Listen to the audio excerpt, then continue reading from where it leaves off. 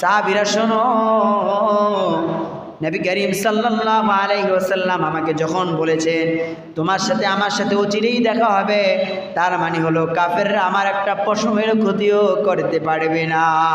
সুবহানাল্লাহ পড়ে। নবী করিম সাল্লাল্লাহু আলাইহি ওয়াসাল্লাম যখন ঘর থেকে বের হলেন, কিছু মাটি এবং কিছু বালু হাতে নিলেন আর পড়তে লাগলেন, ওয়াজআলনা মিন বাইনি আইদিহিম সাদ্দাও ওয়া মিন খালফিহিম সাদ্দা ফাআগশাইনাহুম ফাহুম লা ইউবসিরুন। জোরে বলেন আল্লাহু আকবার।